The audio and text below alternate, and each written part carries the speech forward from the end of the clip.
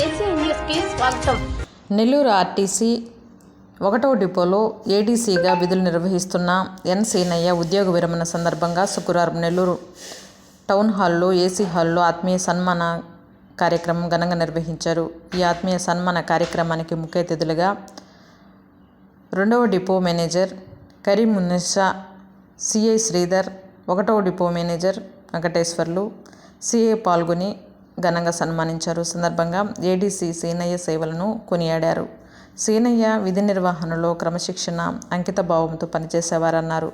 ప్రతి ఒక్కరూ విధి నిర్వహణలో అంకిత భావంతో పనిచేస్తే అందరి నుండి గుర్తింపు వస్తుందన్నారు. శేష జీవితం ఆనందంగా ఉండాలని కోరుకుంటున్నామన్నారు.